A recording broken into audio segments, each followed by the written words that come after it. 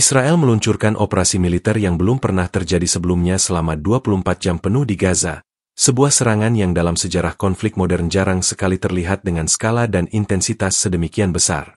Dalam rentang waktu 1 hari 1 malam itu, ratusan rudal ditembakkan secara beruntun, disertai dengan pengerahan puluhan jet tempur yang berputar di atas langit Gaza tanpa henti.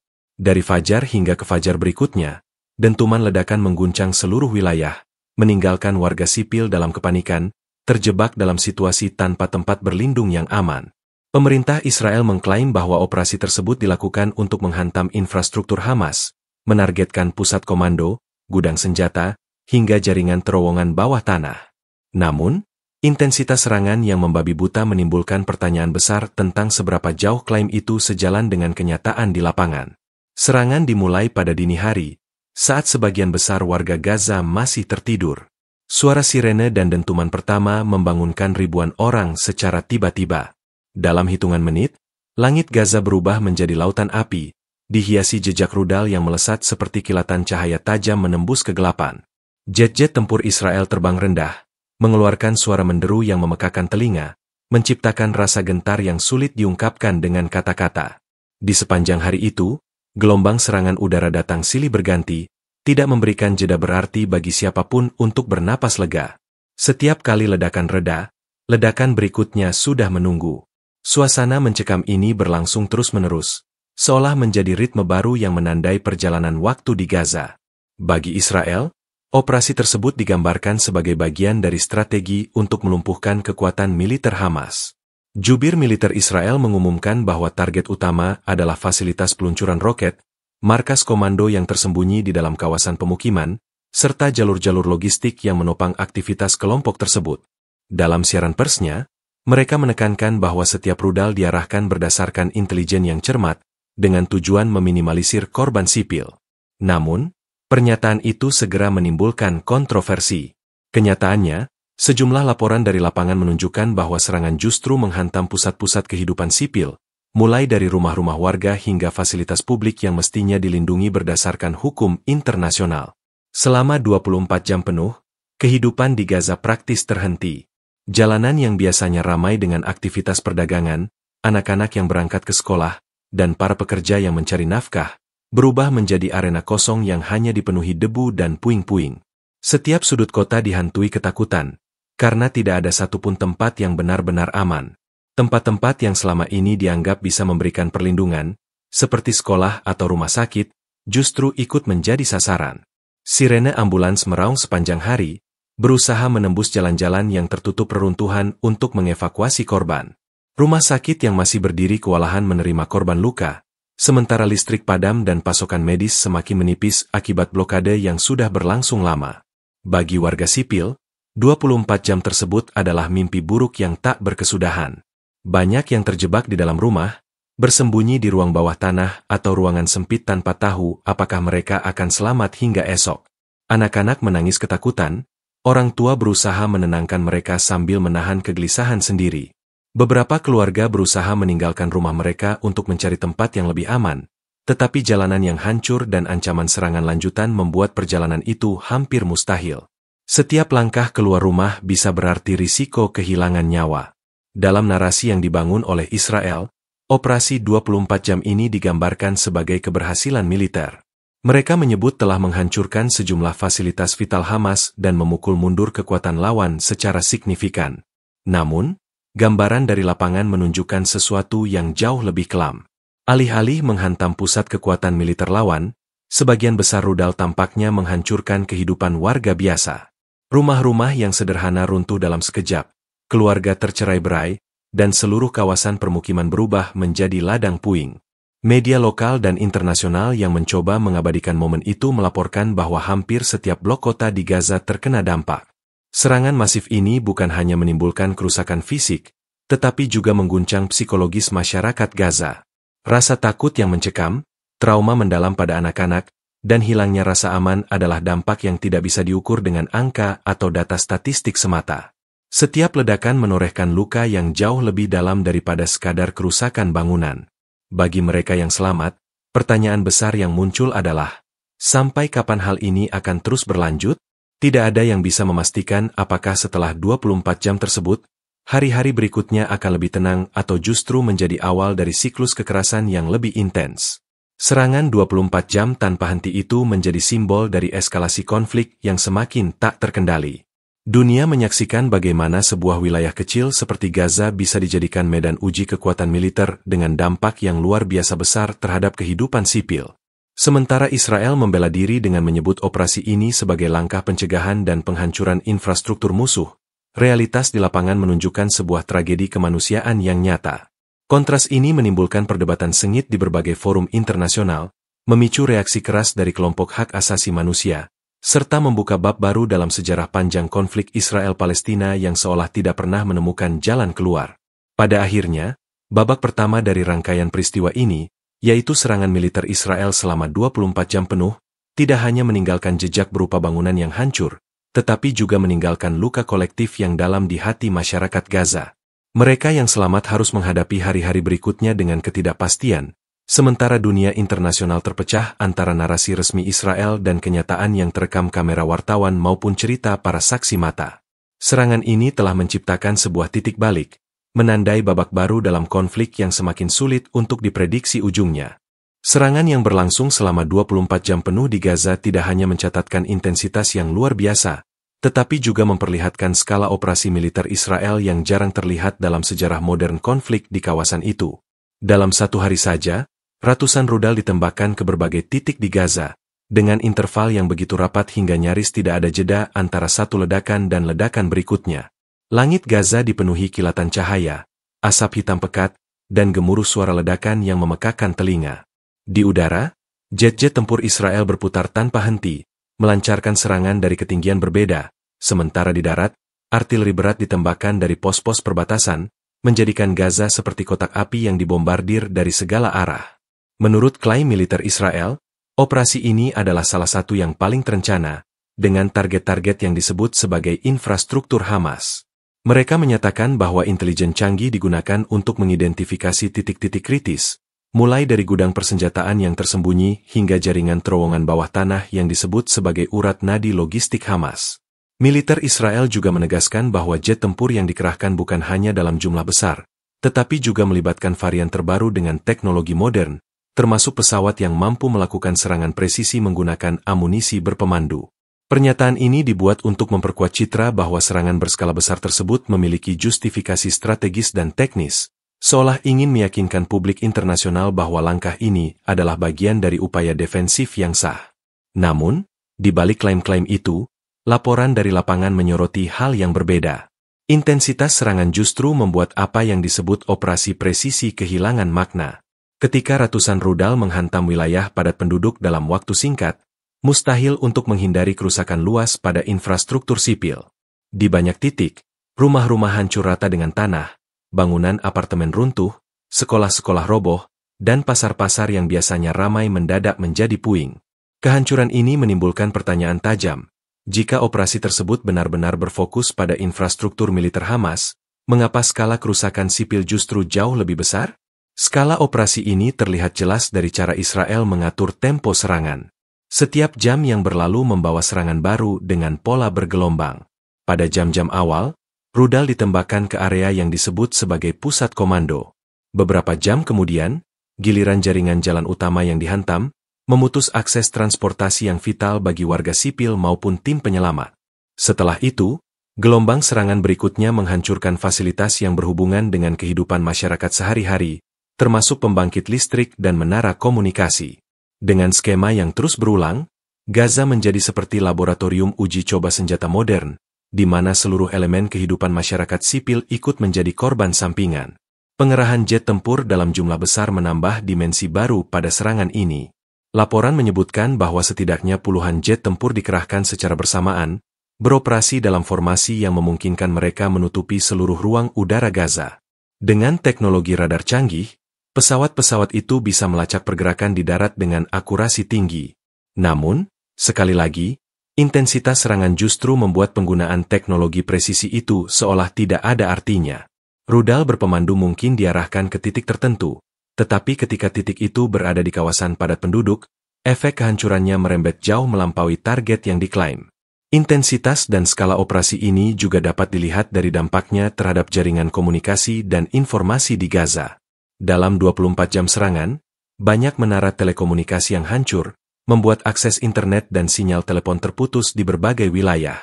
Warga sipil sulit berkomunikasi dengan keluarga mereka yang terpisah, sementara jurnalis lokal kesulitan mengirimkan laporan keluar. Keadaan ini semakin memperparah rasa terisolasi, menjadikan Gaza tidak hanya terputus secara fisik karena jalan yang rusak, tetapi juga terputus secara informasi. Dalam situasi seperti itu, warga sipil tidak memiliki banyak pilihan selain berdiam diri dalam ketakutan, tidak tahu apa yang sedang terjadi di luar rumah mereka, dan tidak bisa menghubungi kerabat untuk memastikan keselamatan masing-masing. Selain rudal dan jet tempur, artileri berat yang ditempatkan di sekitar perbatasan Gaza juga memainkan peran besar dalam operasi ini. Meriam dan peluncur roket ganda digunakan untuk menghantam wilayah yang tidak bisa dijangkau oleh serangan udara. Tembakan artileri ini menciptakan getaran kuat yang terasa hingga beberapa kilometer dari titik ledakan, mengguncang tanah, dan menambah suasana teror bagi warga yang mendengarnya. Bagi mereka yang tinggal di dekat perbatasan, suara tembakan artileri hampir tidak pernah berhenti, seperti dentuman guntur yang berulang tanpa henti sepanjang siang dan malam. Jika dilihat dari perspektif militer, skala operasi ini menunjukkan sebuah demonstrasi kekuatan yang ingin ditampilkan Israel, bukan hanya kepada Hamas, tetapi juga kepada dunia internasional. Dengan meluncurkan ratusan rudal dan mengerahkan banyak jet tempur dalam waktu singkat, Israel ingin menunjukkan kemampuan logistik, koordinasi, dan keunggulan teknologi militernya. Pesan yang tersirat adalah bahwa mereka mampu melancarkan operasi dengan intensitas tinggi tanpa mengalami kelelahan pasokan atau koordinasi. Namun, bagi masyarakat Gaza, apa yang terlihat bukanlah unjuk kekuatan, melainkan sebuah bencana kemanusiaan yang menimpa kehidupan mereka secara langsung. Salah satu hal yang paling menonjol dari skala operasi ini adalah bagaimana serangan dilakukan tanpa memberikan ruang bagi warga sipil untuk mengungsi. Tidak ada peringatan yang memadai, tidak ada koridor kemanusiaan yang dibuka, dan tidak ada jeda kemanusiaan untuk memungkinkan evakuasi. Serangan terus berlanjut tanpa henti, bahkan di saat-saat yang biasanya digunakan untuk beristirahat atau melakukan aktivitas sehari-hari. Situasi ini membuat banyak keluarga terjebak di lokasi mereka, tidak bisa berpindah ke tempat yang dianggap lebih aman. Dalam 24 jam penuh itu, Gaza seakan menjadi penjara terbuka yang dihujani rudal dari segala arah. Skala operasi ini juga menimbulkan implikasi besar terhadap persepsi internasional. Bagi sebagian negara, apa yang dilakukan Israel dianggap sebagai bentuk agresi berlebihan yang melampaui prinsip proporsionalitas dalam hukum perang. Banyak yang menyoroti bahwa serangan dengan intensitas setinggi itu tidak mungkin hanya ditujukan untuk menghancurkan infrastruktur militer, tetapi juga secara tidak langsung ditujukan untuk melemahkan daya tahan masyarakat sipil. Sementara Israel berusaha membela diri dengan narasi operasi presisi, bukti-bukti di lapangan justru memperlihatkan pola serangan yang menyasar secara luas tanpa membedakan antara target militer dan sipil.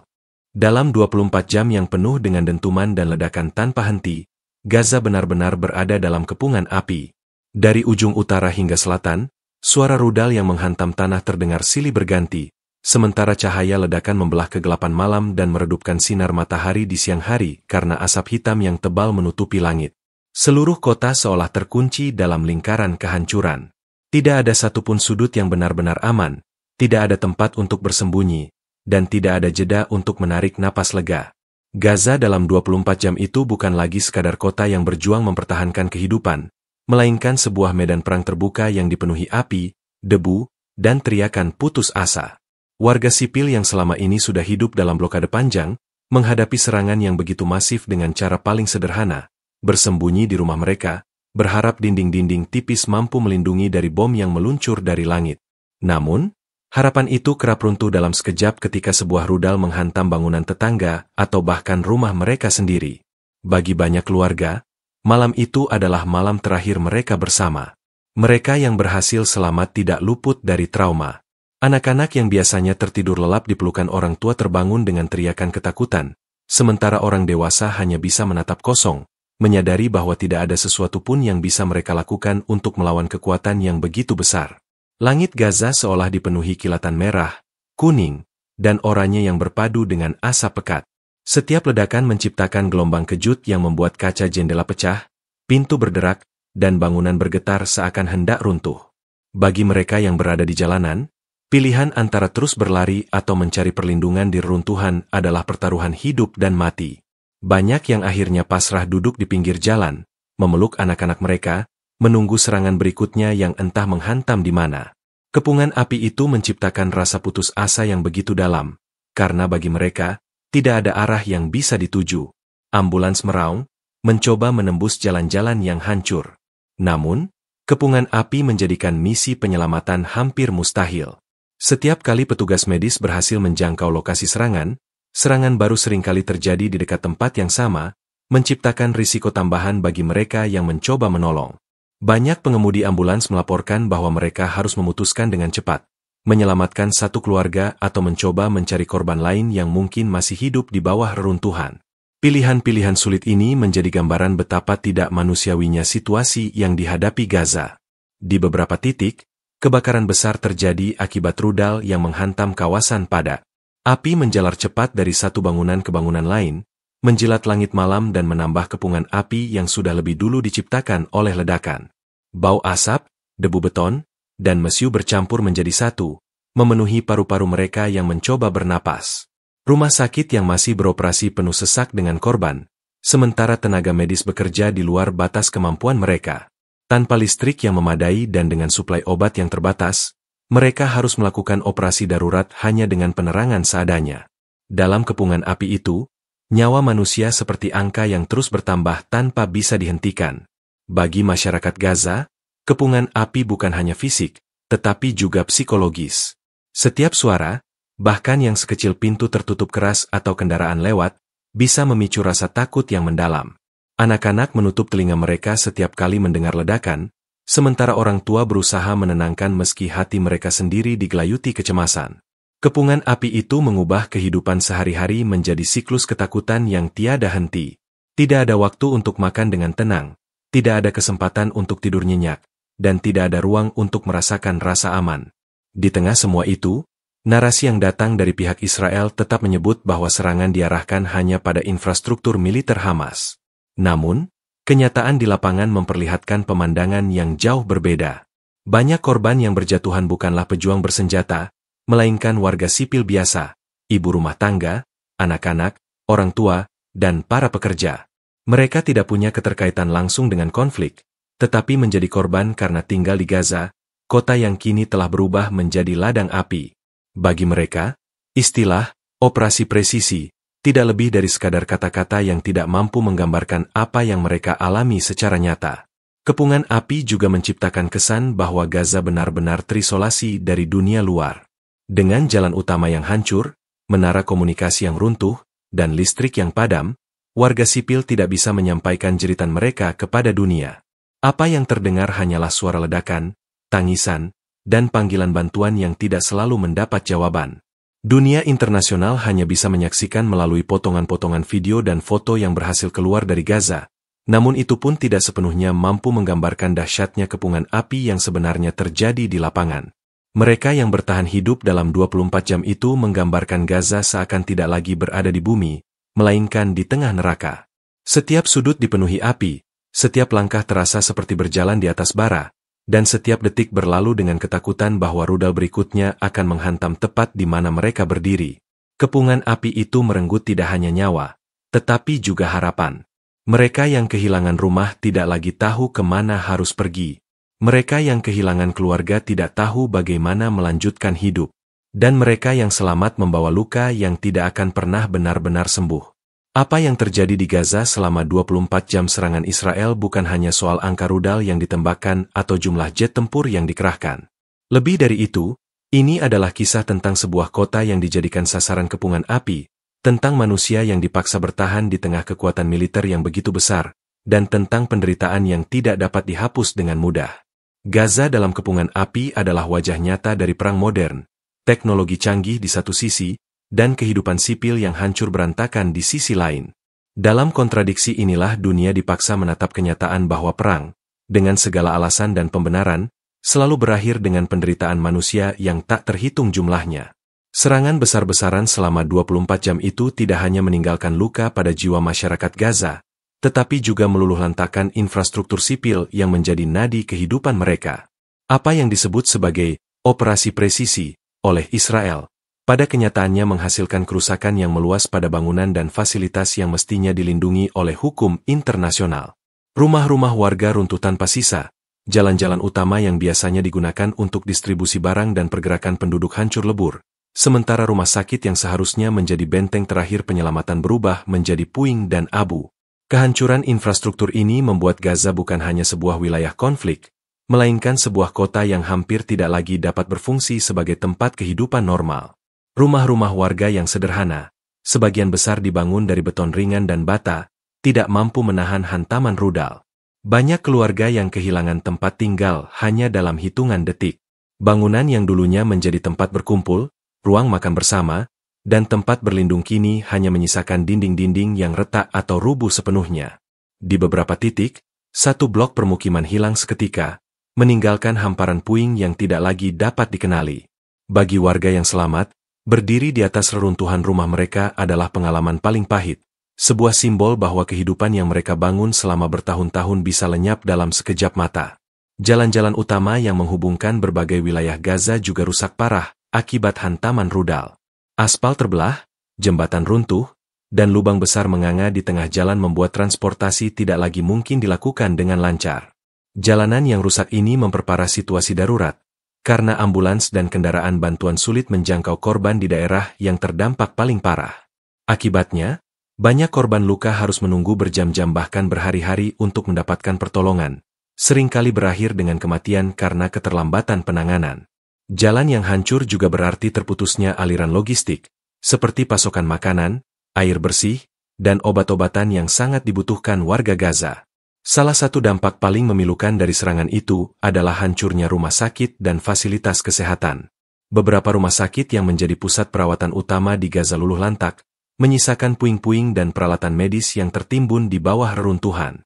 Ruangan gawat darurat yang biasanya menjadi tempat penuh harapan kini dipenuhi debu dan asap, dengan tempat tidur pasien yang berserakan tak tentu arah. Tenaga medis yang tersisa harus berjuang di bawah kondisi yang hampir mustahil, kekurangan obat, listrik padam, generator rusak, dan jumlah korban yang terus bertambah. Banyak operasi darurat dilakukan di lorong-lorong rumah sakit atau bahkan di luar ruangan, hanya dengan penerangan lampu seadanya. Kehancuran fasilitas kesehatan ini meninggalkan luka mendalam, karena tidak hanya menghancurkan bangunan, tetapi juga merenggut kesempatan hidup bagi ribuan orang yang membutuhkan pertolongan medis. Selain rumah dan rumah sakit, fasilitas pendidikan juga ikut menjadi korban. Sekolah-sekolah yang selama ini menjadi tempat anak-anak Gaza menaruh harapan masa depan, roboh akibat hantaman rudal. Buku-buku berserakan di lantai berdebu, meja dan kursi patah, papan tulis pecah, dan dinding yang dulu dipenuhi gambar serta tulisan anak-anak kini hanya menyisakan coretan arang akibat kebakaran. Kehancuran sekolah bukan sekadar kehilangan bangunan fisik, tetapi juga mencabut hak generasi muda Gaza untuk belajar dan bermimpi. Anak-anak yang selamat dari serangan kini menghadapi kenyataan pahit, tidak ada lagi ruang kelas yang aman, tidak ada guru yang menunggu mereka setiap pagi, dan tidak ada kepastian kapan mereka bisa kembali belajar. Air bersih dan listrik juga menjadi masalah besar setelah infrastruktur sipil dihantam serangan. Pembangkit listrik utama yang menyuplai sebagian besar kebutuhan Gaza rusak berat, menyebabkan pemadaman total di banyak wilayah. Tanpa listrik, rumah sakit tidak bisa mengoperasikan peralatan medis vital, rumah-rumah tidak memiliki penerangan, dan komunikasi terputus. Sistem penyaringan air juga tidak berfungsi, memaksa warga untuk mencari sumber air seadanya yang seringkali tidak layak konsumsi. Kekurangan air bersih berpotensi memicu krisis kesehatan baru, dengan penyakit menular yang mudah menyebar di lingkungan padat tanpa sanitasi memadai. Pasar-pasar tradisional yang selama ini menjadi pusat ekonomi lokal juga rata dengan tanah. Lapak-lapak pedagang hancur, timbangan dan gerobak berserakan, serta jalanan yang biasanya dipenuhi aroma rempah dan sayuran kini hanya berbau debu dan asap. Kehancuran pasar berarti hancurnya sumber penghasilan ribuan keluarga Gaza yang bergantung pada perdagangan kecil-kecilan. Tanpa pasar, masyarakat tidak hanya kehilangan akses ke bahan makanan, tetapi juga kehilangan denyut nadi kehidupan sosial yang selama ini membuat mereka tetap bertahan di tengah blokade panjang. Di banyak wilayah, masjid-masjid yang menjadi pusat spiritual masyarakat ikut rusak berat. Kubah-kubah runtuh, menara roboh, dan lantunan doa yang biasanya menggema kini digantikan oleh keheningan yang menyedihkan. Bagi masyarakat Gaza yang religius, kehilangan masjid bukan hanya kehilangan tempat ibadah, tetapi juga kehilangan simbol kebersamaan dan harapan.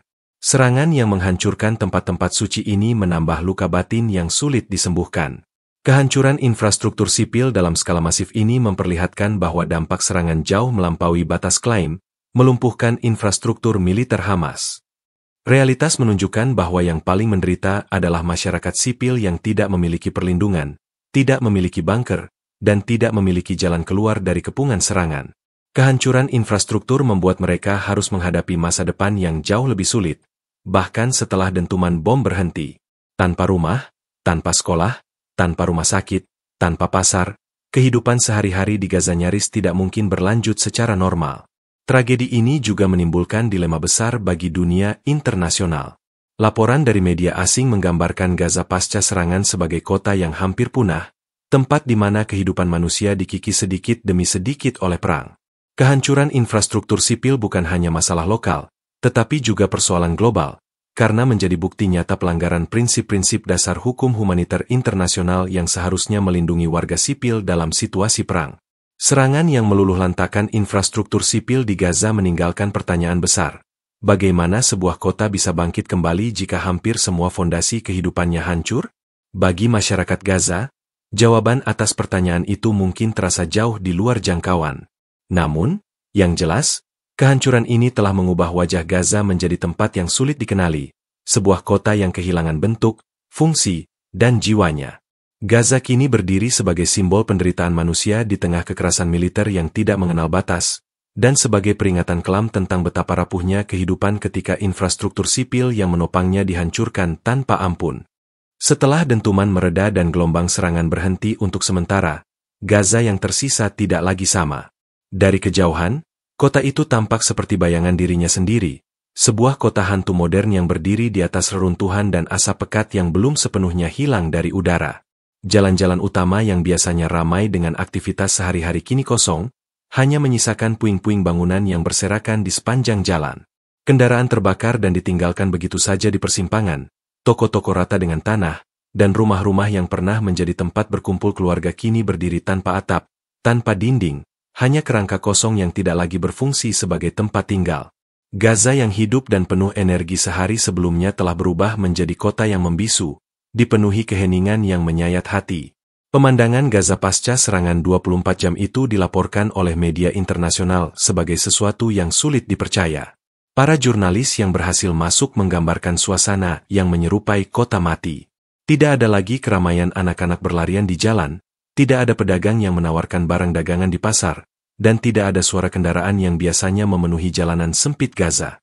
Sebaliknya, yang terdengar hanyalah derit logam dari bangunan yang nyaris roboh, suara langkah kaki yang pelan dari warga yang masih mencari kerabat mereka di bawah reruntuhan, dan sesekali tangisan pecah ketika jasad ditemukan.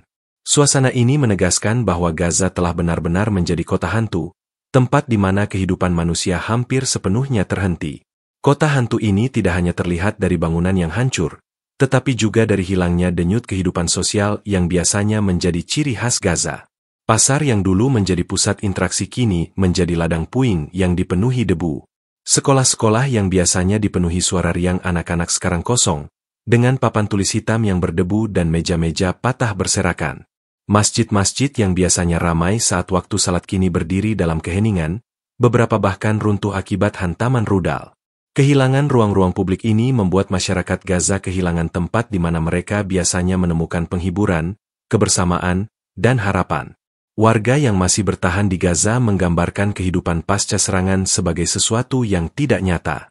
Mereka berjalan melewati jalanan kota yang sepi, melihat rumah-rumah tetangga yang hancur, dan menyadari bahwa banyak dari orang yang mereka kenal mungkin tidak akan pernah kembali. Dalam situasi itu, kota yang dulunya penuh suara kini dipenuhi keheningan, hanya sesekali terputus oleh suara ambulans yang masih berusaha mencari korban, atau oleh suara buldozer kecil yang mencoba membersihkan puing untuk membuka jalan. Kehidupan sehari-hari yang normal terasa seperti kenangan jauh, sesuatu yang sulit dibayangkan bisa kembali. Keheningan Gaza setelah serangan bukanlah keheningan yang damai, melainkan keheningan yang penuh dengan ketakutan dan ketidakpastian. Setiap orang yang berjalan di jalanan merasa diawasi oleh puing-puing bangunan, seolah-olah kota itu sendiri menjadi saksi bisu penderitaan yang baru saja terjadi. Tidak ada lampu jalan yang menyala karena listrik padam, membuat malam di Gaza benar-benar gelap gulita, hanya diterangi oleh cahaya api kecil dari rumah-rumah yang masih terbakar. Dalam kegelapan itu, Gaza tampak semakin menyerupai kota hantu, di mana setiap sudut menyimpan cerita duka dan kehilangan. Bagi anak-anak Gaza, kota hantu ini adalah mimpi buruk yang nyata. Mereka tidak lagi memiliki tempat bermain, tidak ada sekolah untuk didatangi, dan tidak ada teman yang bisa mereka ajak bercanda. Sebagian dari mereka bahkan tidak bisa lagi menemukan keluarga mereka, terpisah oleh reruntuhan atau kehilangan orang tua yang menjadi korban serangan. Mereka berjalan dengan tatapan kosong, terlalu muda untuk memahami sepenuhnya apa yang telah terjadi, tetapi cukup sadar untuk merasakan kehampaan yang ditinggalkan oleh serangan itu. Kota hantu Gaza tidak hanya merenggut bangunan dan jalan, tetapi juga merenggut masa kecil dan tawa anak-anaknya. Media internasional yang menyoroti kehancuran Gaza menekankan kontras yang mencolok antara klaim Israel tentang operasi presisi dan realitas yang terlihat di lapangan. Foto-foto yang beredar memperlihatkan gedung-gedung tinggi yang runtuh rata dengan tanah, rumah-rumah yang terbakar, dan jalanan kosong yang dipenuhi kendaraan rusak. Dari udara, Gaza terlihat seperti hamparan abu dan beton yang porak-poranda. Kontras ini membuat banyak pihak mempertanyakan apakah target serangan benar-benar infrastruktur militer, atau apakah Gaza memang sengaja dijadikan contoh untuk menunjukkan kekuatan militer tanpa mempertimbangkan penderitaan sipil. Gaza sebagai kota hantu juga tercermin dari kondisi mental warganya. Trauma mendalam menyelimuti hampir semua orang yang selamat. Rasa takut akan serangan berikutnya tidak pernah hilang, bahkan di tengah keheningan setelah 24 jam itu. Setiap kali terdengar suara keras, meskipun hanya pintu terbanting atau kendaraan melintas, banyak orang langsung panik dan mencari perlindungan. Psikolog yang mencoba menjelaskan kondisi ini menyebut bahwa warga Gaza mengalami trauma kolektif, di mana seluruh masyarakat hidup dalam ketegangan konstan yang tidak pernah reda. Kota hantu Gaza bukan hanya soal bangunan yang hancur, tetapi juga soal jiwa-jiwa yang retak. Dalam gambaran yang lebih luas, Gaza pasca serangan ini menjadi simbol dari apa yang disebut sebagai kehancuran total. Sebuah wilayah yang sebelumnya masih memiliki kehidupan sosial, ekonomi, dan budaya kini berubah menjadi ruang kosong yang sulit dibayangkan bisa dihuni. Kehancuran ini tidak hanya menghentikan aktivitas sehari-hari, tetapi juga menghentikan imajinasi tentang masa depan. Banyak warga Gaza yang mengatakan bahwa mereka tidak lagi tahu bagaimana membangun kembali, karena kehancuran yang terjadi terlalu besar dan terlalu mendalam. Kota hantu Gaza adalah bukti nyata bahwa perang modern, dengan semua klaim presisi dan teknologi canggihnya, tetap berakhir dengan penderitaan manusia yang tidak terukur.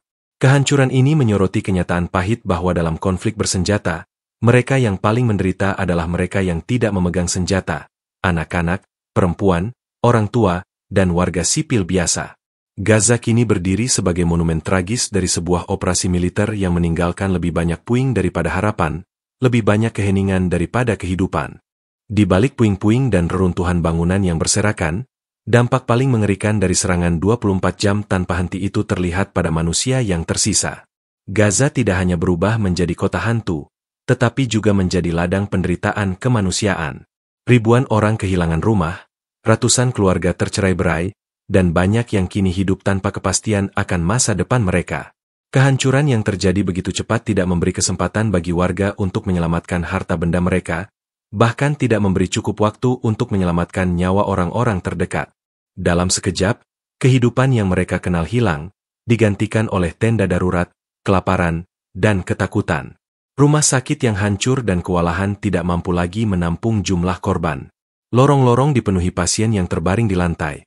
Beberapa di antaranya anak-anak dengan luka bakar serius, atau orang tua dengan patah tulang yang tidak segera mendapat perawatan.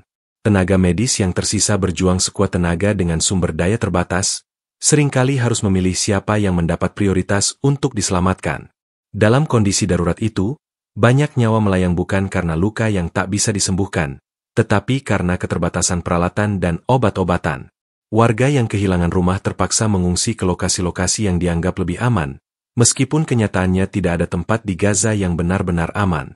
Lapangan terbuka, sekolah yang masih berdiri meski retak, atau bahkan reruntuhan masjid dijadikan tempat penampungan sementara.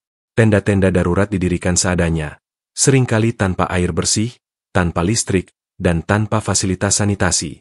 Kondisi ini menciptakan krisis pengungsi internal yang masif. Puluhan ribu orang kini hidup berdesakan dalam kondisi yang tidak layak, menghadapi ancaman penyakit menular, kelaparan, dan paparan cuaca yang tidak menentu. Anak-anak menjadi kelompok yang paling rentan dalam situasi ini.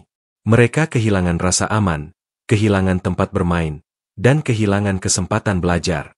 Banyak yang kehilangan orang tua atau kerabat dekat, membuat mereka harus bergantung pada tetangga atau bahkan orang asing yang juga sama-sama berjuang untuk bertahan hidup. Trauma psikologis tampak jelas dalam tatapan mereka yang kosong, dalam tangisan yang tidak lagi kencang, dan dalam kebisuan yang mengerikan dari anak-anak yang biasanya penuh energi. Mereka hidup dalam ketakutan konstan, tidak pernah tahu kapan serangan berikutnya akan menghantam. Di sisi lain, perempuan menghadapi tantangan ganda. Mereka harus berjuang menyelamatkan diri sendiri, sekaligus mengurus anak-anak mereka dalam kondisi serba kekurangan. Banyak di antara mereka yang harus melahirkan di tempat pengungsian tanpa bantuan medis memadai, hanya dengan dukungan seadanya dari sesama pengungsi. Situasi ini memperparah risiko kematian ibu dan bayi, menambah daftar panjang penderitaan yang ditimbulkan oleh serangan.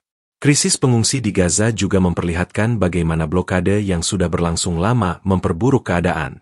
Bantuan internasional sulit masuk karena perbatasan ditutup, membuat pasokan makanan, obat-obatan, dan kebutuhan dasar lainnya sangat terbatas.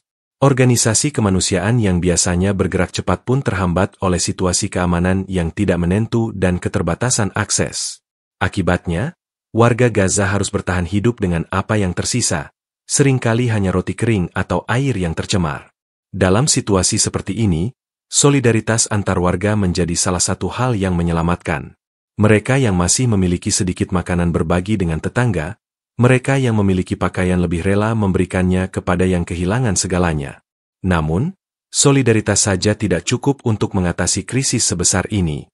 Rasa lapar, sakit, dan kehilangan terus menghantui setiap orang, membuat Gaza terasa seperti ruang penantian tanpa harapan.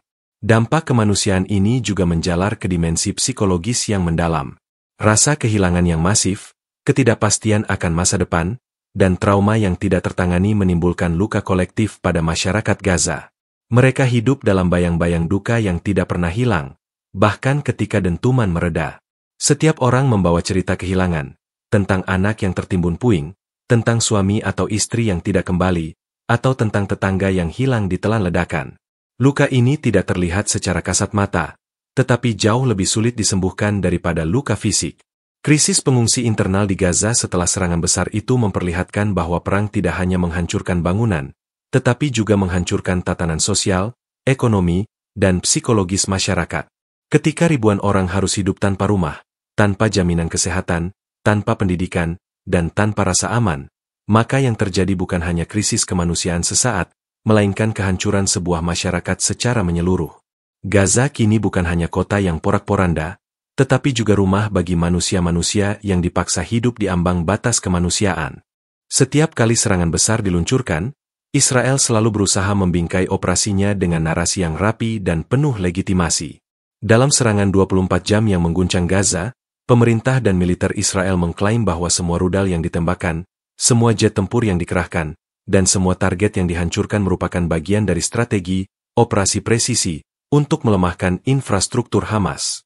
Mereka menyebut gudang senjata, pusat komando, dan jaringan bawah tanah sebagai sasaran utama, seolah-olah tidak ada warga sipil yang menjadi korban dalam rangkaian serangan yang begitu brutal. Narasi ini diulang-ulang dalam pernyataan resmi, konferensi pers, hingga media internasional yang dekat dengan posisi Israel, dengan tujuan meyakinkan dunia bahwa serangan itu sah dan terukur. Namun, kenyataan di lapangan berbicara sebaliknya. Begitu gempuran berhenti, yang tersisa bukanlah bukti operasi presisi, melainkan kehancuran menyeluruh yang melanda hampir seluruh wilayah Gaza. Rumah sakit yang runtuh, sekolah yang hancur, dan pasar yang lenyap menjadi saksi nyata bahwa bom-bom yang dijatuhkan tidak hanya menyasar fasilitas militer, melainkan juga jantung kehidupan sipil. Warga yang selamat menceritakan bagaimana rumah mereka runtuh hanya beberapa menit setelah rudal jatuh di daerah yang disebut Israel sebagai basis militan.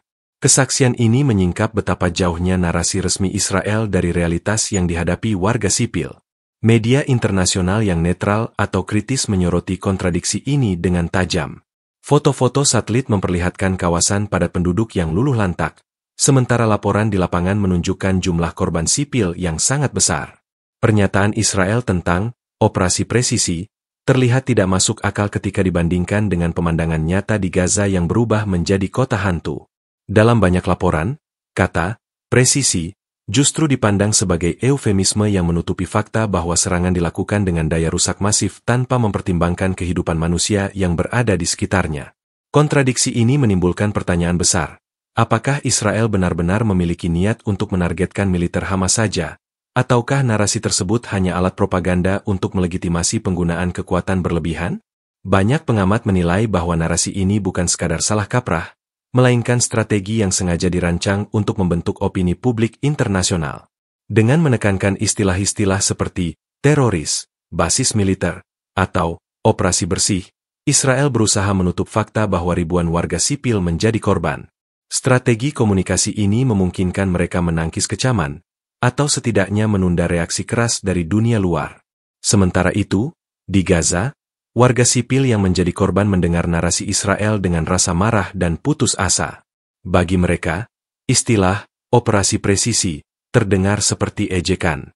Bagaimana mungkin sebuah serangan yang meruntuhkan rumah sakit bersalin disebut presisi? Bagaimana mungkin kematian ratusan anak kecil dilabeli sebagai kerusakan sampingan? Kontradiksi inilah yang menambah penderitaan psikologis warga Gaza, karena mereka tidak hanya kehilangan rumah dan keluarga, tetapi juga harus melihat penderitaan mereka diputarbalikkan dalam wacana resmi yang beredar di dunia internasional. Narasi Israel juga semakin dipertanyakan ketika berbagai organisasi hak asasi manusia mengumpulkan bukti lapangan. Banyak laporan menunjukkan bahwa target yang dihantam sama sekali tidak memiliki hubungan dengan militer Hamas, melainkan murni fasilitas sipil. Dokumentasi ini menguatkan anggapan bahwa klaim Israel hanyalah bagian dari strategi komunikasi, bukan cerminan realitas. Kontradiksi itu membuat dunia semakin terbelah.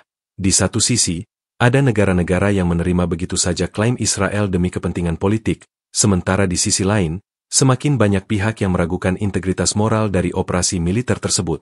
Dalam gambaran besar, narasi kontradiktif ini memperlihatkan betapa perang modern tidak hanya berlangsung di medan tempur, tetapi juga di ranah informasi.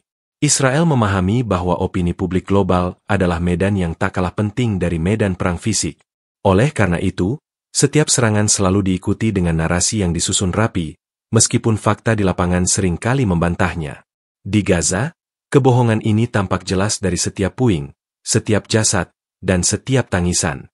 Kontras antara kata-kata resmi Israel dan kenyataan di lapangan menjadi bukti nyata bahwa narasi perang bisa sama mematikannya dengan bom yang dijatuhkan. Dunia internasional tidak tinggal diam menyaksikan kehancuran Gaza pasca serangan 24 jam tanpa henti yang dilakukan Israel. Sejak gelombang pertama rudal menghantam wilayah padat penduduk itu, sejumlah negara dan organisasi internasional langsung menyuarakan keprihatinan mereka. Gambar-gambar yang memperlihatkan rumah sakit yang runtuh, jalanan yang hancur, dan warga sipil yang berlarian mencari perlindungan menjadi sorotan utama di berbagai media global. Reaksi dunia pun terbelah antara kecaman keras, seruan gencatan senjata, hingga dukungan terbuka terhadap Israel. Negara-negara di Timur Tengah bereaksi paling cepat. Iran, Suriah, dan Lebanon mengutuk serangan tersebut sebagai bukti kebrutalan Israel yang tidak lagi membedakan antara target militer dan sipil. Qatar dan Turki menyuarakan hal serupa, menuduh Israel melakukan kejahatan perang dan mendesak komunitas internasional untuk segera bertindak. Demonstrasi besar-besaran meletus di berbagai ibu kota, dari Teheran hingga Ankara, di mana ribuan orang turun ke jalan mengibarkan bendera Palestina dan menyerukan perlawanan terhadap agresi Israel. Suara publik yang marah ini mencerminkan solidaritas regional yang menguat setiap kali Gaza menjadi korban. Di Eropa, sikap pemerintah berbeda-beda.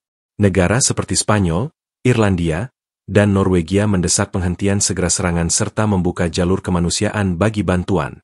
Mereka menekankan bahwa tindakan Israel jauh melampaui batas pembelaan diri dan justru mengarah pada penghancuran massal.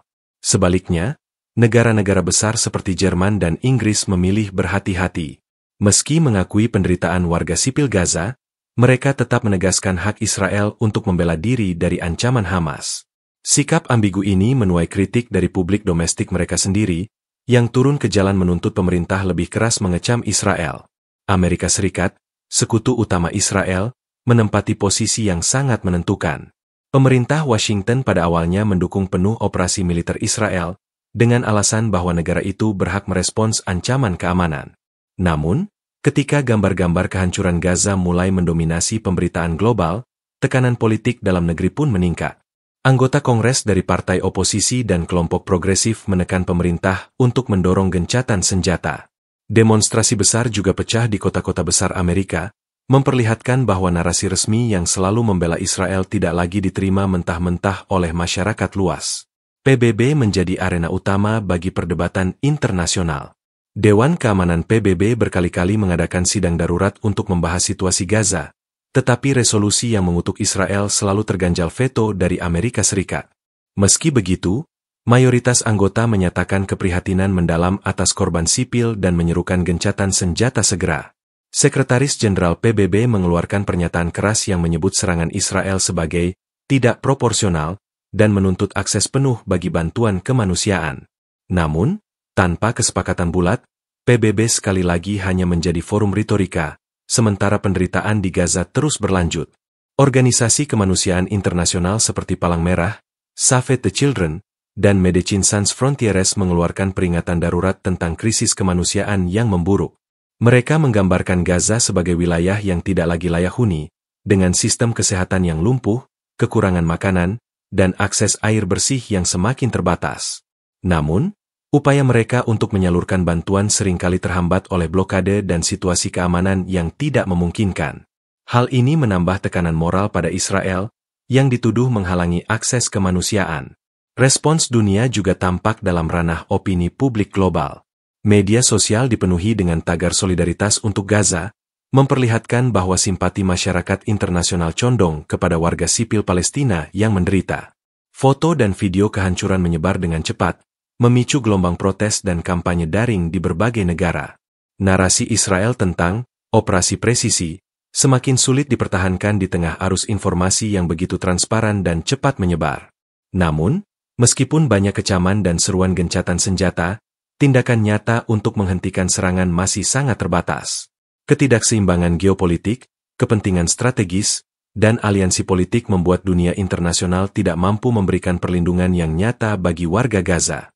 Kontradiksi ini menciptakan kekecewaan mendalam di kalangan rakyat Palestina, yang merasa dunia hanya menyuarakan solidaritas tanpa benar-benar bertindak.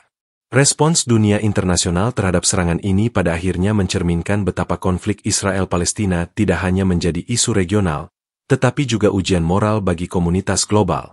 Gaza yang hancur menjadi simbol ketidakmampuan dunia untuk menghentikan kekerasan meski penderitaan sipil begitu jelas terlihat. Dari demonstrasi di jalanan hingga perdebatan sengit di forum internasional, Gaza tetap menjadi luka terbuka yang membagi dunia antara mereka yang memilih diam, mereka yang bersuara, dan mereka yang benar-benar berani bertindak. Di tengah keheningan mencekam yang menyelimuti Gaza setelah serangan besar-besaran Israel, dunia dikejutkan oleh langkah Iran yang secara terbuka memamerkan kekuatan militernya. Seolah merespons langsung terhadap agresi yang dilakukan Israel, Teheran mengumumkan uji coba teknologi rudal terbaru mereka. Media lokal menayangkan rekaman video yang memperlihatkan rudal-rudal balistik diluncurkan dari pangkalan militer, meninggalkan jejak api yang terang di langit malam Iran.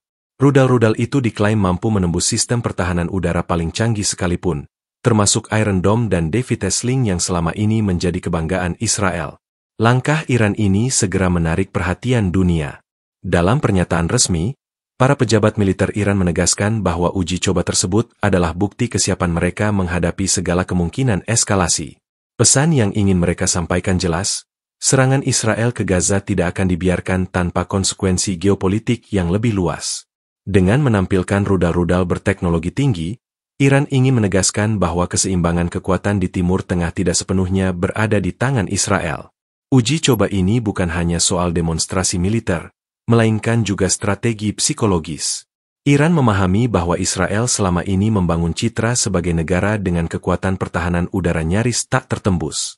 Dengan memperlihatkan rudal-rudal yang diklaim mampu melewati lapisan perlindungan itu, Iran berusaha menggoyahkan rasa percaya diri Israel sekaligus mengirimkan sinyal kepada sekutu-sekutunya bahwa kekuatan militer mereka tidak bisa diremehkan. Bagi publik internasional, gambar rudal yang melesat dari pangkalan Iran memperkuat kesan bahwa konflik di Gaza bisa dengan mudah meluas menjadi konfrontasi regional. Tanggapan dari Israel dan sekutunya pun muncul dengan cepat. Militer Israel menepis klaim Iran dengan menyebut bahwa sistem pertahanan mereka tetap dapat diandalkan menghadapi ancaman apapun. Namun, sejumlah analis keamanan menilai bahwa meskipun belum teruji dalam pertempuran langsung, kemampuan rudal Iran memang telah berkembang pesat dalam beberapa tahun terakhir. Hal ini menimbulkan kekhawatiran bahwa jika perang terbuka benar-benar pecah, Israel akan menghadapi ancaman yang jauh lebih besar daripada serangan dari Gaza. Langkah Iran juga membawa dampak politik yang luas.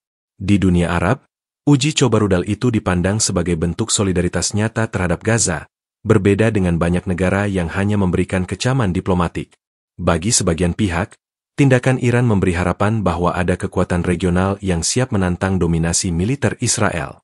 Namun, di sisi lain, beberapa negara Teluk memandang manuver Iran ini dengan rasa waspada.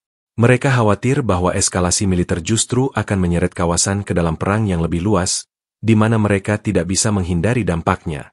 Reaksi Amerika Serikat sangat keras. Washington menuduh Iran memperburuk ketegangan dan menggunakan penderitaan di Gaza untuk memperkuat pengaruh militernya.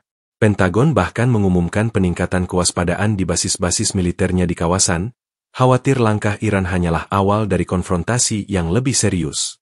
Uni Eropa juga menyuarakan kekhawatiran, meskipun lebih menekankan pada perlunya meredakan situasi agar tidak meluas menjadi perang regional. Bagi Iran sendiri, uji coba rudal ini juga dimaksudkan untuk memperkuat posisi domestik. Pemerintah ingin menunjukkan kepada rakyatnya bahwa mereka berdiri teguh melawan Israel dan siap melindungi kepentingan regional.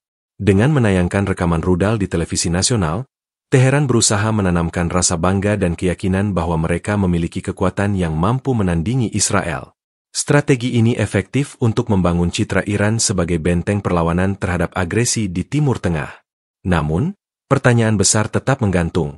Apakah uji coba rudal ini hanya sebatas unjuk kekuatan, ataukah isyarat awal menuju konfrontasi yang lebih nyata? Banyak pengamat menilai bahwa Iran sengaja berhati-hati, memilih jalur demonstrasi militer daripada keterlibatan langsung, untuk menghindari perang terbuka yang bisa merugikan mereka. Meski demikian, sinyal yang dikirim sudah cukup untuk menambah ketegangan di kawasan dan memaksa Israel serta sekutunya mempertimbangkan ulang setiap langkah militer berikutnya. Pada akhirnya, uji coba rudal Iran memperlihatkan bagaimana konflik di Gaza tidak berdiri sendiri, melainkan terhubung erat dengan dinamika geopolitik Timur Tengah. Gaza yang hancur menjadi panggung bagi pesan militer Iran, sementara dunia menyaksikan dengan cemas kemungkinan eskalasi yang lebih luas. Dengan satu kali uji coba, Iran berhasil mengubah persepsi global. Perang di Gaza bukan hanya tentang Israel dan Palestina, tetapi juga tentang keseimbangan kekuatan di seluruh kawasan yang bisa berubah sewaktu-waktu. Serangan 24 jam Israel ke Gaza yang menghancurkan dan uji coba rudal balistik Iran tidak hanya menjadi babak baru dalam konflik Israel-Palestina, tetapi juga membuka peluang eskalasi geopolitik yang jauh lebih luas di Timur Tengah. Gaza yang luluh lantak hanyalah awal dari rangkaian konsekuensi yang bisa mengubah peta politik dan keamanan kawasan. Setiap bom yang jatuh di Gaza, setiap rudal yang diuji Iran, tidak bisa dipandang semata-mata sebagai tindakan lokal. Semuanya memiliki gema regional yang mengguncang hubungan antar negara, aliansi militer, dan keseimbangan kekuatan yang rapuh. Israel, dengan operasi militernya, mengirimkan pesan kepada Hamas dan sekaligus kepada musuh-musuhnya di kawasan bahwa mereka siap menggunakan kekuatan besar untuk mempertahankan dominasinya. Namun, pesan itu justru ditangkap Iran sebagai tantangan terbuka, yang kemudian dijawab dengan uji coba rudal. Dalam konteks geopolitik, ini adalah pertukaran simbolis yang syarat makna. Israel menunjukkan kemampuan menghancurkan, Iran menunjukkan kemampuan membalas. Saling pamer kekuatan ini meningkatkan risiko kesalahpahaman dan gesekan yang bisa memicu perang regional. Ancaman meluasnya konflik tidak hanya datang dari Iran. Kelompok-kelompok yang berafiliasi dengan Teheran, seperti Hizbullah di Lebanon dan milisi Syiah di Irak, sudah menyatakan kesiapan mereka untuk ikut campur jika serangan Israel ke Gaza terus berlanjut. Hizbullah, dengan persenjataan roketnya yang masif, dianggap sebagai ancaman serius yang dapat membuka front baru di utara Israel. Jika front Lebanon terbuka bersamaan dengan konflik di Gaza, Israel akan menghadapi tekanan militer yang jauh lebih besar daripada yang bisa mereka kendalikan. Negara-negara Teluk juga berada dalam posisi yang sulit. Sebagian dari mereka, seperti Arab Saudi dan Uni Emirat Arab, telah membangun jembatan diplomatik dengan Israel dalam beberapa tahun terakhir. Namun, serangan brutal ke Gaza menempatkan mereka dalam dilema besar. melanjutkan hubungan dengan Israel akan memperburuk citra mereka di mata publik Arab, tetapi memutuskan hubungan akan merugikan agenda ekonomi dan keamanan mereka. Dengan demikian, konflik Gaza berpotensi mengguncang tatanan normalisasi yang telah susah payah dibangun melalui Perjanjian Abraham. Amerika Serikat sebagai sekutu utama Israel tentu tidak bisa tinggal diam. Washington menghadapi tekanan ganda. Di satu sisi mereka ingin mendukung Israel sepenuhnya, tetapi di sisi lain mereka harus menjaga stabilitas kawasan agar tidak tergelincir ke perang besar. Kehadiran militer AS di Timur Tengah juga membuat mereka rentan menjadi target serangan jika eskalasi meluas. Inilah sebabnya mengapa setiap tindakan Israel dan Iran selalu diperhitungkan dengan hati-hati oleh Pentagon. Ancaman perang besar antara Israel dan Iran bukan hanya mimpi buruk bagi Timur Tengah, tetapi juga bagi kepentingan global yang terkait dengan keamanan energi dan jalur perdagangan internasional. Di Eropa, ancaman geopolitik yang lebih luas juga menimbulkan kekhawatiran besar. Eropa yang bergantung pada stabilitas Timur Tengah untuk pasokan energi khawatir bahwa perang regional akan memicu lonjakan harga minyak dan gas. Selain itu, potensi gelombang pengungsi baru dari Gaza dan kawasan sekitarnya bisa memperburuk krisis migrasi yang sudah menjadi masalah serius di Eropa. Karena itu, banyak negara Eropa mendorong diplomasi aktif untuk meredakan ketegangan, meski pengaruh mereka terbatas dibandingkan dengan Amerika Serikat atau negara-negara regional. Jika eskalasi tidak terkendali, Timur Tengah berisiko terjerumus ke dalam spiral konflik multifront yang melibatkan negara dan aktor non-negara. Gaza hanyalah pemicu, tetapi dampaknya bisa menjalar ke Lebanon, Suriah, Irak, hingga Teluk Persia. Setiap front baru berarti potensi intervensi baru, baik dari sekutu maupun lawan. Situasi ini menyerupai permainan domino, di mana satu gerakan salah dapat menjatuhkan seluruh susunan dan menciptakan kekacauan yang tidak bisa dihentikan dengan mudah. Bagi warga Gaza sendiri, ancaman geopolitik yang lebih luas ini hanya berarti satu hal, penderitaan mereka mungkin tidak akan segera berakhir. Setiap negara yang menggunakan Gaza sebagai ajang unjuk kekuatan menjadikan mereka sekadar pion dalam permainan besar kekuasaan. Krisis kemanusiaan yang sudah parah berisiko semakin terabaikan ketika perhatian dunia teralihkan pada manuver militer Iran, kalkulasi strategis Israel, dan kepentingan besar Amerika Serikat. Pada akhirnya, serangan Israel ke Gaza dan respons Iran dengan uji coba rudalnya membuka babak baru dalam konflik Timur Tengah. Bukan hanya soal Israel dan Palestina, tetapi tentang keseimbangan kekuatan yang bisa bergeser kapan saja, melibatkan lebih banyak negara, dan menciptakan krisis yang jauh lebih besar. Ancaman geopolitik ini adalah pengingat bahwa di kawasan yang penuh luka sejarah dan persaingan kepentingan, satu percikan saja bisa menyalakan api yang melahap segalanya. Sejak awal, Israel berusaha membentuk citra bahwa serangan 24 jam di Gaza merupakan operasi militer yang terukur, canggih, dan tepat sasaran. Pernyataan resmi yang berulang-ulang disiarkan menekankan istilah operasi presisi, seakan-akan setiap rudal yang dilepaskan diarahkan hanya ke fasilitas Hamas. Namun, kenyataan di lapangan begitu jelas menolak narasi itu. Gaza setelah serangan bukanlah wilayah yang hanya kehilangan infrastruktur militer, melainkan kota yang hancur total, rumah sakit yang rata dengan tanah, sekolah yang roboh, dan jalanan yang penuh dengan puing. Kontras antara narasi yang diucapkan Israel dengan kenyataan yang dialami warga Gaza begitu mencolok, hingga tidak mungkin diabaikan. Media internasional yang menyaksikan kehancuran Gaza melaporkannya dengan kata-kata yang nyaris sama. Kota hantu, kehancuran total, penderitaan tanpa batas.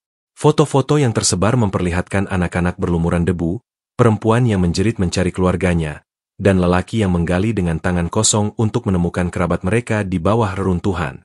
Semua itu bertolak belakang dengan citra yang coba dibangun Israel, di mana operasi militer digambarkan seolah tanpa korban sipil. Setiap gambar yang keluar dari Gaza menjadi bukti visual yang membongkar kontradiksi besar antara kata-kata dan realitas.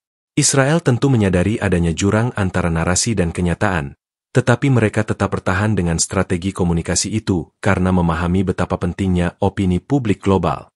Dukungan sekutu, terutama Amerika Serikat, sangat bergantung pada keyakinan bahwa Israel bertindak dalam koridor hukum internasional. Namun, semakin banyak bukti di lapangan yang memperlihatkan kehancuran sipil, semakin sulit bagi narasi resmi itu untuk bertahan. Kontras ini menciptakan keraguan tidak hanya di kalangan masyarakat dunia, tetapi juga di dalam negeri negara-negara yang selama ini menjadi pendukung utama Israel.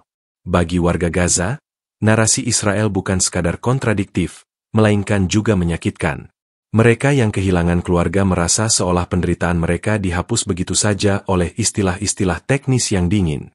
Setiap kali mendengar kata operasi presisi, mereka mengingat suara dentuman yang merobek malam, runtuhnya rumah tempat mereka dibesarkan, atau hilangnya orang-orang terdekat dalam sekejap.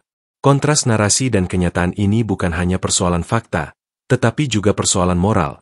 Bagaimana mungkin penderitaan manusia yang begitu nyata disembunyikan di balik kata-kata yang menipu? Kenyataan bahwa Iran merespons dengan uji coba rudal semakin menambah lapisan ironi. Israel menyebut serangannya sebagai upaya mempertahankan keamanan, tetapi akibat langsungnya adalah meningkatnya ancaman keamanan regional. Dengan kata lain, narasi tentang keamanan justru melahirkan ketidakamanan yang lebih luas. Dunia menyaksikan bagaimana Gaza yang hancur menjadi alasan bagi Iran untuk menunjukkan kekuatan militernya, dan bagaimana ketegangan ini dapat menyeret kawasan ke jurang konflik lebih dalam.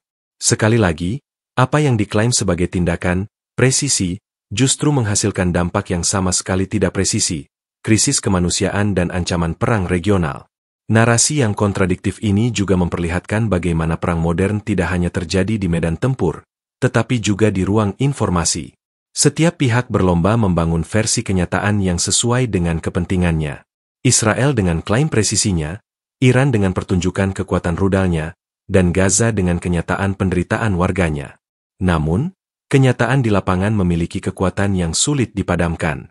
Setiap puing, setiap korban, setiap tangisan adalah fakta yang tidak bisa dibantah oleh kata-kata. Pada akhirnya, dunia harus memilih siapa yang lebih bisa dipercaya, narasi resmi yang dingin, atau kenyataan yang ditunjukkan oleh penderitaan nyata. Kontras inilah yang menjadikan Gaza pasca serangan bukan hanya simbol penderitaan, tetapi juga simbol kebohongan yang terbongkar. Dunia internasional, meski terbelah dalam respons politik, tidak bisa menutup mata terhadap kenyataan yang begitu jelas. Bahkan mereka yang ingin mempertahankan hubungan dengan Israel pun kesulitan menjelaskan bagaimana rumah sakit bisa dianggap sebagai markas militer, atau bagaimana ratusan anak bisa menjadi kerusakan sampingan. Semakin besar jarak antara narasi Israel dan kenyataan di Gaza, semakin besar pula krisis kredibilitas yang mereka hadapi. Pada akhirnya, kontras narasi dan kenyataan menjadi inti dari tragedi ini. Israel ingin dunia percaya pada cerita tentang ketepatan dan legalitas, tetapi Gaza memperlihatkan kenyataan tentang kehancuran dan penderitaan. Dunia kini dihadapkan pada pertanyaan besar. Apakah akan terus menerima narasi resmi yang menutup mata terhadap kenyataan, ataukah berani mengakui fakta pahit yang ada di lapangan? Gaza, dengan semua luka dan kehancurannya, telah menyingkap jurang itu dengan cara yang tidak bisa lagi ditutupi.